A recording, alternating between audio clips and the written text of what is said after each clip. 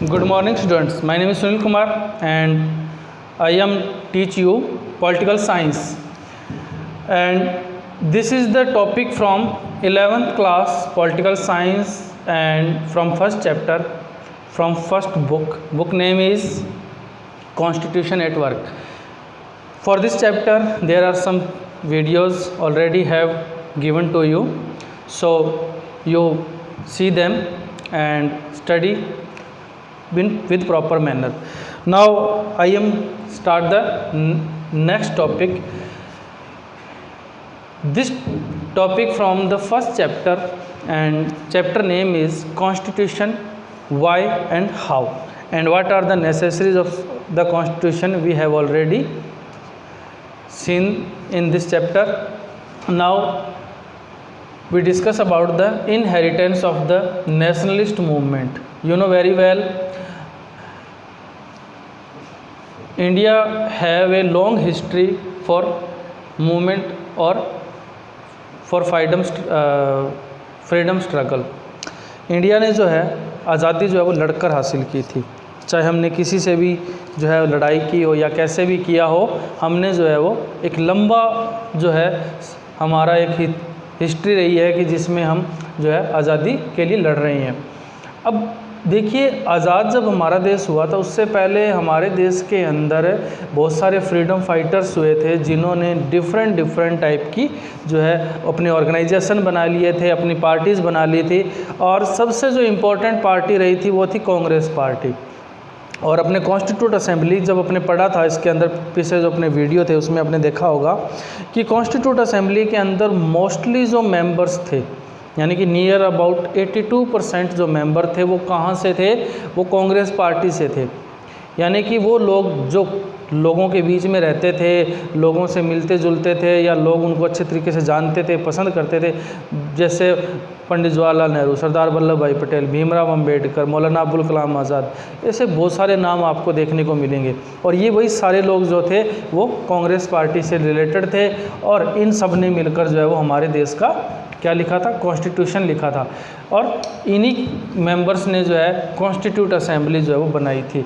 तो सबसे बड़ी बात ये रही कि हमारे देश के लोगों की या कांग्रेस पार्टी की अगर हम बात करें तो इन्होंने अंग्रेज़ों के साथ डिबेट्स करना, डिस्कशन करना जो है वो जारी रखा था, और इनकी आपस में भी बहुत सारी डिबेट्स होती थी। मतलब एक प्रकार से इनकी प्रैक्टिस हो चुकी थी पहले से ही कि कैसे डिबेट करनी है हमें, किस प्रकार से जो है हमें चीज़ों को डेवलप करना है, कैसे कानून हमें चाहिए, किस प्रकार से हमें कानून जो है वो बनाने हैं, या कैसे हम जो है वो कानून को आगे इम्प्लीमेंट कर सकते हैं। तो ये सारी चीज़ें वो, और कांग्रेस पार्टी को बहुत सारे जो है वो प्रोविंशियल या जो सेंट्रल असेंबली है उसके अंदर जो है वो इलेक्शन में पार्टिसिपेट करने का मौका मिला, वहाँ बैठकर जो है वो डिस्कशन करने का मौका मिला, क्योंकि अंग्रेज़ों ने 1909 के बाद जो है वो यहाँ पर इलेक्शन करवाने शुरू कर दिए थे, ताकि भारतीयों को भी ये लगे भी हाँ हमारी भी सरकार में कुछ भागीदारी है।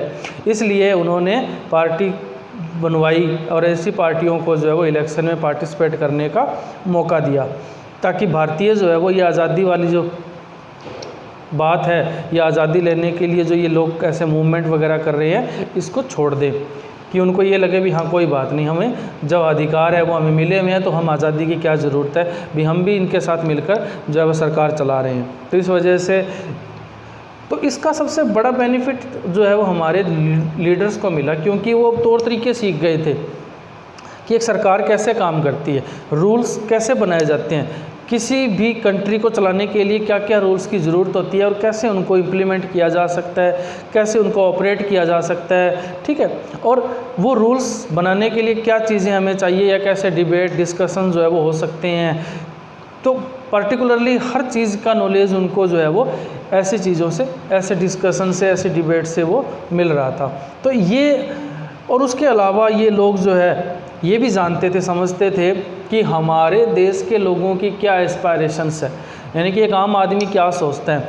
यानी कि जब उनकी खुद की गवर्नमेंट बने मतलब भारत जब आज़ाद हो जाए तो इंडिया के आज़ाद होने के बाद जब उनकी खुद की गवर्नमेंट बने तो वो गवर्नमेंट कैसी होनी चाहिए और उस गवर्नमेंट को क्या काम करने चाहिए जिससे कि वो अपने लोगों को पूरी तरीके से सेटिस्फाई कर सके। तो ये सारी चीज़ें वो लोग पहले से ही सीख चुके थे, जान चुके थे और इसी का फ़ायदा उनको जो है हमारे देश का कॉन्स्टिट्यूशन लिखने में मिला।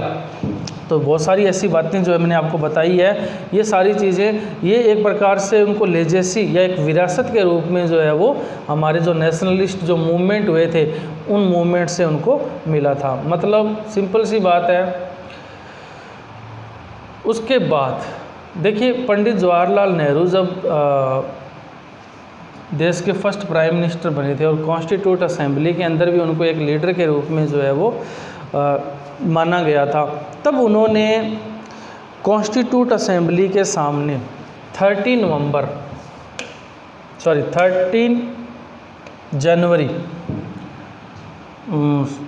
दिसंबर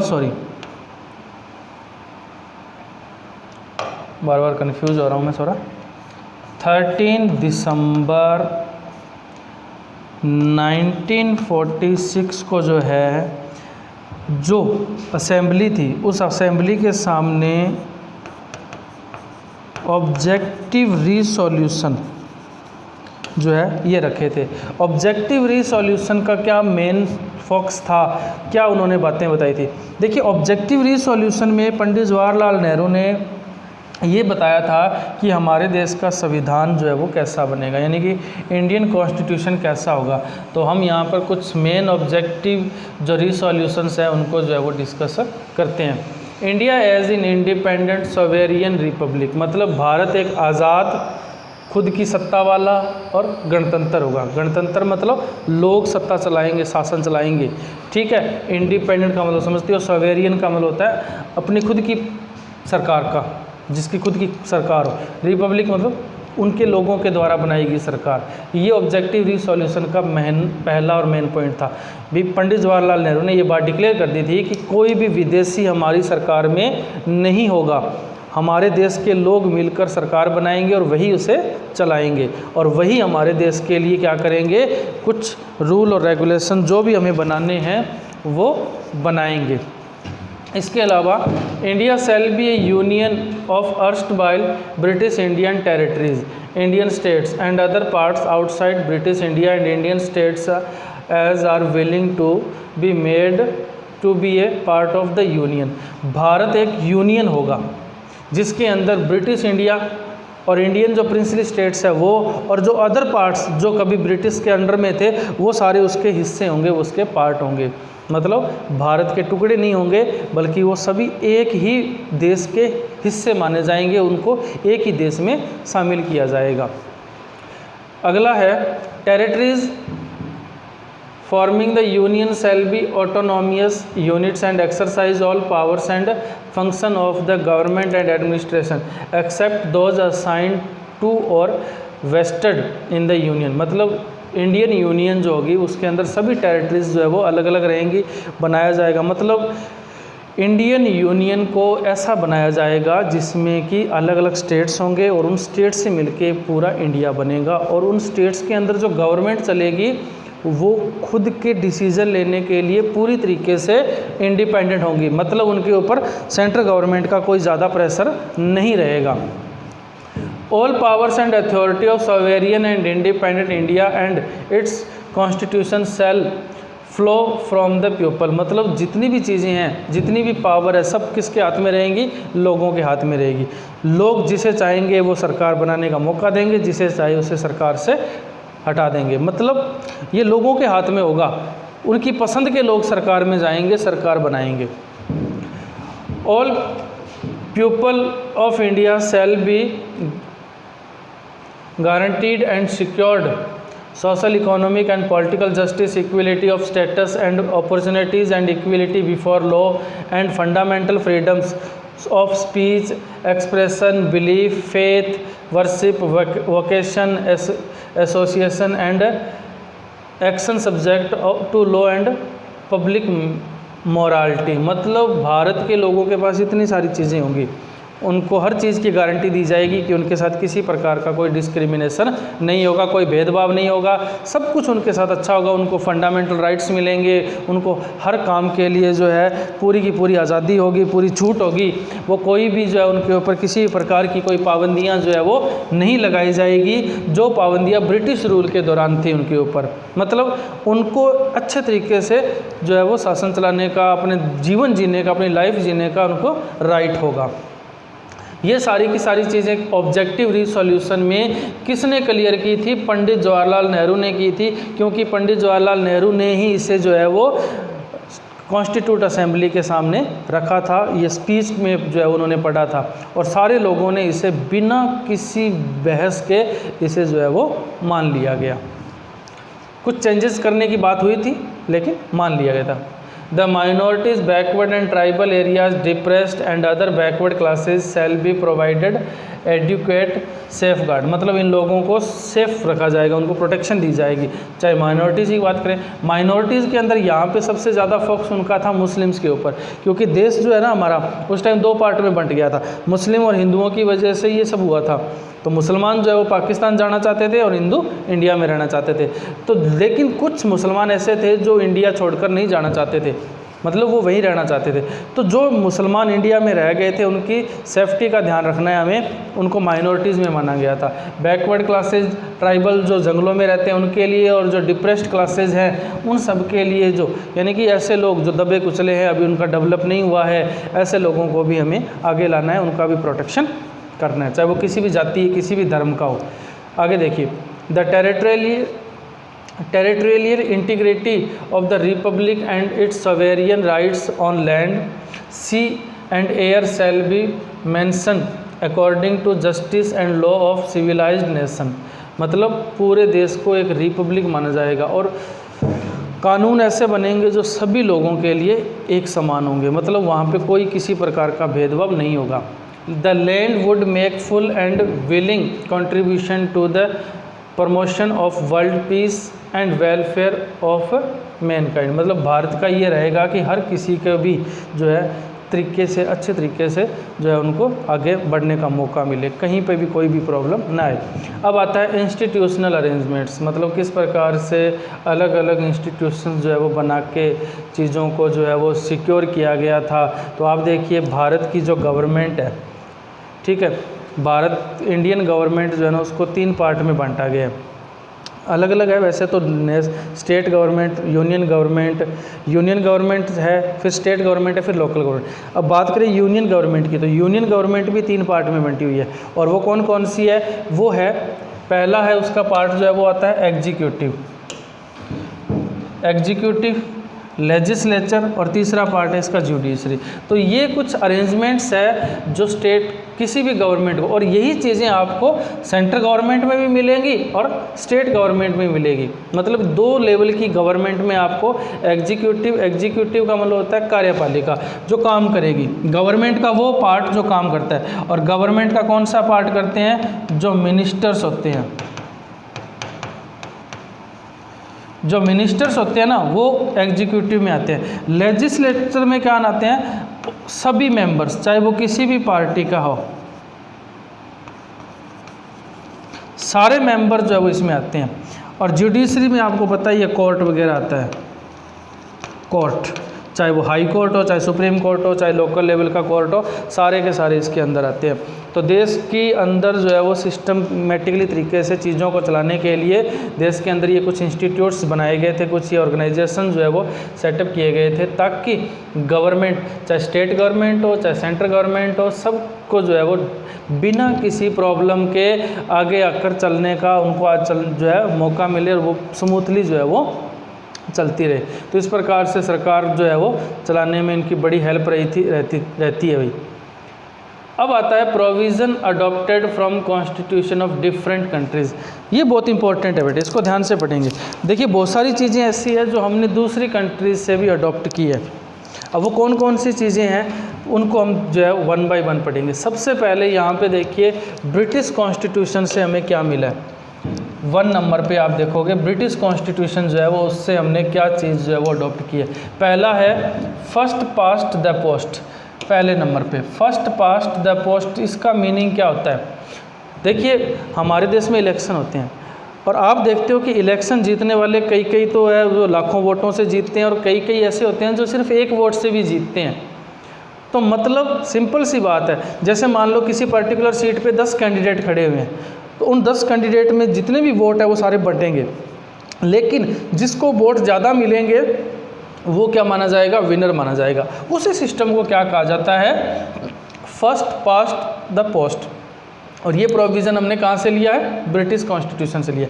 सेकंड जो है इसके अंदर वो है पार्लियामेंट्री फॉर्म ऑफ गवर्नमेंट, यानी कि हमारे देश में क्या है? एक पार्लियामेंट है और एक प्रधानमंत्री बैठता है। ये बिल्कुल सेम वैसा ही है जैसा इंग्लैंड के अंदर होता है, ठीक है। कैबिनेट होते हैं, मंत्री होते हैं, मिनिस्टर्स होते हैं, सब बैठकर जो है वो सरकार में काम करते हैं। तीसरा जो है वो है the idea of the rule of law, institution of the speaker and her his role. मतलब पार्लियामेंट के अंदर सरकार के लिए जो काम करने का जो तरीका होगा, और पार्लियामेंट में चाहे लोकसभा चाहे राज्यसभा, उसमें एक जो है हेड बनाया जाता है, एक प्रेसिडेंट बनाया जाता है। जैसे लोकसभा के अंदर स्पीकर होता है, राज्यसभा के अंदर प्रेसिडेंट होता है, ठीक है। वो सब चीज़ें भी कहाँ से ली गई है? ब्रिटिश कॉन्स्टिट्यूशन से ली गई है। तीसरा चौथा इससे जो प्रोविज़न लिया है वो है लॉ मेकिंग प्रोसीड्योर, मतलब कानून बनाने का तरीका जो है भी हमारे पार्लियामेंट में जो काम करने का तरीका है ना, वो सारा का सारा किससे मैच करता है? ब्रिटिश पार्लियामेंट से मैच करता है। तो ये हो गया ब्रिटेन से भी। हमारे देश के लोग जो कॉन्स्टिट्यूशन है उसने ब्रिटेन से क्या लिया है? सेकंड अगर हम बात करें तो वो है आयरिश कॉन्स्टिट्यूशन। आयरिश कॉन्स्टिट्यूशन जो है उससे क्या लिया है? Directive principle of state policy. इसमें क्या होता है?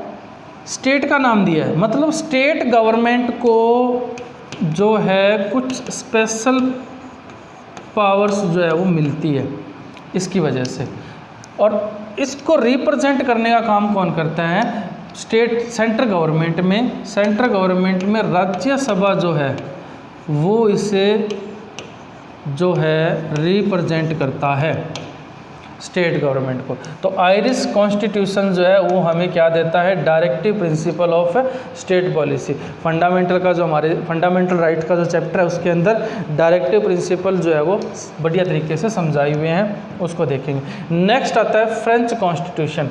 फ्रेंच कॉन्स्टिट्यूशन जो है वो ये हमें क्या बताता है? इससे हमें क्या दिया है? प्रिंसिपल ऑफ लिबर्टी, यानी कि आज़ादी का जो सिद्धांत है, इक्विलिटी का सिद्धांत और फर्टर्निटी का सिद्धांत। ये तीन चीज़ें हमें कहाँ से मिली है? फ्रेंच कॉन्स्टिट्यूशन से मिली है, ठीक है। आज़ादी का, समानता का और एक जैसी विचारधारा का, इस प्रकार की जो चीज़ें हैं वो हमें कहाँ से मिली है? फ्रेंच कॉन्स्टिट्यूशन से मिली है। यानी कि फ्रेंच कॉन्स्टिट्यूशन से ये तीन चीज़ें ली गई है। उसके बाद आता है यूनाइटेड स्टेट ऑफ अमेरिका। आपको पता है सबसे पहले जो कॉन्स्टिट्यूशन लिखा गया था वो अमेरिका ने लिखा था, ठीक है। उसके बाद जो कॉन्स्टिट्यूशन चले थे और ये सबसे पॉपुलर भी हुआ था, और इसी को ही ध्यान में रखकर हमारे देश के लोगों ने भी कॉन्स्टिट्यूशन लिखा था। यहाँ से क्या लिया गया? यहाँ से दो चीज़ें ली गई है। पहली है चार्टर ऑफ फंडामेंटल राइट्स, यानी कि फंडामेंटल राइट्स। हमारे पास टोटल कितने फंडामेंटल राइट है? 6 फंडामेंटल राइट्स है। पहले 7 हुआ करते थे, लेकिन राइट टू प्रॉपर्टी जो है उसको अब फंडामेंटल राइट की लिस्ट से हटाकर क्या बना दिया गया है? उसे एक लीगल राइट बना दिया गया है। इस वजह से सिर्फ फंडामेंटल राइट कितने बच गए हैं अपने? 6। और आपके लिए ये जो फंडामेंटल राइट है ना, इसके लिए एक स्पेशल चैप्टर भी दिया हुआ है इस बुक के अंदर भी। कौन कौन से जो 6 फंडामेंटल राइट्स है वो इसके अंदर बढ़िया तरीके से इस चैप्टर में एक्सप्लेन भी किए हुए हैं। इस बुक के अंदर एक आपको चैप्टर मिलेगा। नेक्स्ट जो है इसके अंदर वो है power of judicial review and independence of judiciary. हमारे देश में देखिए जुडिशरी जो है, यानी कि जो कोर्ट है, उसके डिसीजन पे कोई भी सरकार जो है वो ऑब्जेक्शन नहीं उठा सकती, क्योंकि कोर्ट ने जो डिसीजन दिया वो सबको मानना पड़ता है। और ये किस चीज़ को जो है वो इंडिकेट करता है? उसकी इंडिपेंडेंस होने को। नेक्स्ट जो है वो है Canadian constitution. 1 minute sir. Canadian constitution जो है उसमें से हमें क्या मिला है? ये उससे भी हमें 2 चीज़ें देखने को मिली है। पहली है aqueous federal form of government, यानी कि फेडरल सिस्टम है गवर्नमेंट का। फेडरल सिस्टम का मतलब समझते हो भी, हमारे देश में यूनियन गवर्नमेंट भी है और स्टेट गवर्नमेंट भी है, यानी कि दो टाइप की गवर्नमेंट आपको देखने को मिलती है, यूनियन गवर्नमेंट और स्टेट गवर्नमेंट। तो ये किसको इंडिकेट करता है? फेडरल सिस्टम को। उसके बाद आता है the idea of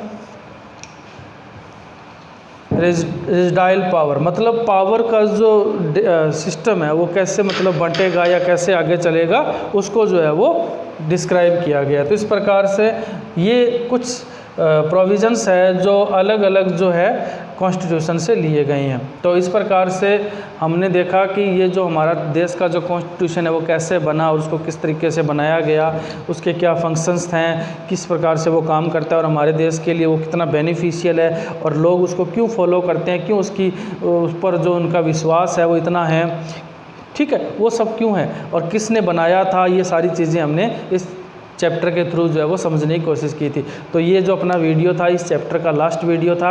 next chapter जो होगा उस नेक्स्ट चैप्टर के साथ हम फिर मिलेंगे नेक्स्ट वीडियो में।